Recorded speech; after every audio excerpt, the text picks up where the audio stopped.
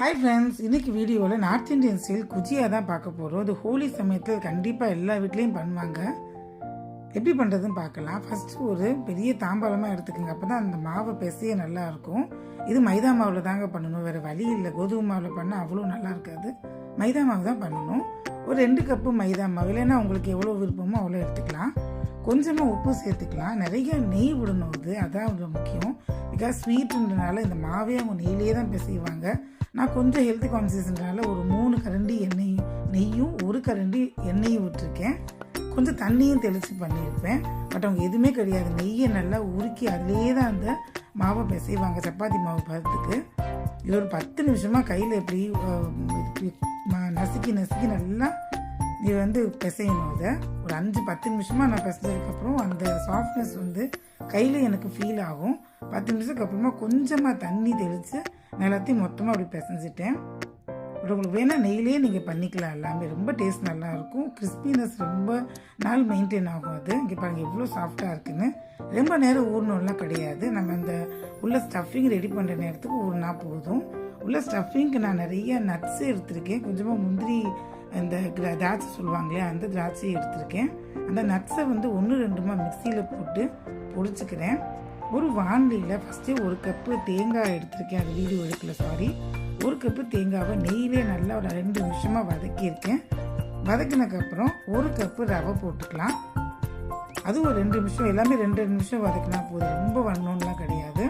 அந்த சூட்லேயே அது இதாகிடும். அப்புறம் மிக்சியில் போட்டு அந்த நட்ஸ் இருக்கு இல்லையா, நட்ஸுன்னு பார்த்தீங்கன்னா நான் முந்திரி, பாதாம், அப்புறம் சீட்ஸ், இந்த சன்ஃப்ளவர் சீட்ஸ், வாட்டர்மெலன் சீட்ஸ் எல்லாமே போட்டிருக்கேன்.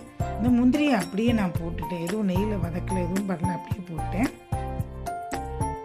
இந்த திராட்சை, அந்த கிஸ்மிஸ் பழம்னு சொல்லுவாங்க இல்லையா, அதை அப்படியே போட்டேன். இப்போ அடுப்புலேருந்து எடுத்து வெளியே வச்சதுக்கப்புறம் கொஞ்சமாக கோவா, அதாவது இது ஸ்வீட் கோவா தான், பால்கோவான்னு சொல்லுவாங்க கூட, அது கூட நீங்கள் சேர்த்துக்கலாம். பால்கோவாயும் போட்டு 1 கப்பு சுகரையும் போட்டு நல்லா அந்த சூட்லேயே கலந்துக்கிட்டே இருந்தீங்கன்னா ஒரு ஸ்டேஜில் நல்லா பொலன்னு உதிரியாக வந்துடும். அடுப்பில் சூட்டில் இருக்கும்போதே அந்த பால்கோவா போட்டுறாதீங்க, ஒரு மாதிரி இதாக போயிடும், பேஸ்ட் மாதிரி ஆகிரும். ஸோ வெளியே எடுத்ததுக்கப்புறம் தான் அந்த சூட்டில் தான் போட்டு கலக்கணும். இப்போ வாங்க நம்ம அந்த உள்ளே இது பண்ண ஆரம்பிச்சிடலாம். பாருங்க, ஒரு 5 நிமிஷம் ஆனதுக்கப்புறம் எப்படி பொலன்னு வந்துருச்சுன்னு. ஸோ ஸ்டஃபிங் ரெடி, மாவு ரெடி. இப்போ நம்ம எப்படி பண்ணுறதுன்னு பார்க்கலாம். ஸோ கொஞ்சமாக எடுத்து இப்படி பண்ணிக்கோங்க. பாருங்கள் எவ்வளோ சாஃப்டாக இருக்குது மாவுன்னு. இதுதான் அதோட பதமே.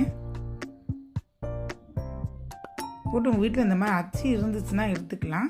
இல்லைன்னா கையிலே கூட போட்டு நம்ம கொலக்கட்டை பண்ணுவோம் இல்லையா, அதே மாதிரி பண்ணிவிட்டு ஓரமாக அந்த ஃபோக் ஸ்பூனை வச்சு நீங்கள் ஒரு டிசைன் பண்ணிக்கலாம். இது ஒரு இப்போல்லாம் எல்லா இடத்துலையும் பிளாஸ்டிக்கில் கூட கிடைக்கிது. ஒன்று இருந்தால் வாங்கி வச்சுக்கோங்க. ஸோ இந்த மாதிரி போட்டு அமுக்கிட்டு ஓரத்தில் இருக்கிறதெல்லாம் எக்ஸ்ட்ரா இருக்கிறத எடுத்துடலாம். ஸோ இதே மாதிரி தான் எல்லாத்தையும் செஞ்சுக்கலாம். உள்ள ஸ்டஃபிங் நிறைய வைங்க, அப்போ தான் அந்த கடிக்கும்போது ரொம்ப நல்லாயிருக்கும். நார்மலாக நம்ம வைக்கிறத விட ஸ்டஃபிங் உள்ள நிறைய வைக்கணும். அது பாருங்க, இப்போ எல்லாமே நான் ரெடி பண்ணிட்டேன். ஸோ இப்போ நல்லா கொஞ்சம் சூடாக இருக்கிற எண்ணெயில் போட்டு பொரிச்சிடலாம். உள்ளே இதை போட்டதுக்கப்புறம் சிம் பண்ணிடுங்க. நல்லா சூடானதுக்கப்புறம் எல்லாம் சோமாஸ், அதாவது இந்த குஜியாவை உள்ளே போட்டிங்கன்னா சிம் பண்ணிடுங்க. ஃபுல்லாக சிம்லேயே வச்சு பண்ணும்போது நல்லா மொறுன்னு சூப்பரான குஜியா ரெடி ஆகிடுச்சு.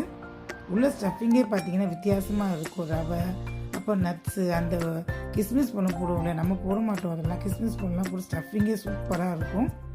ரொம்ப நாளைக்கு இந்த கிறிஸ்பினஸும் மெயின்டைன் ஆகும். உடச்சி காட்டுறேன் பாருங்கள் எவ்வளோ கிறிஸ்பியாக நல்லா இருக்குன்னு.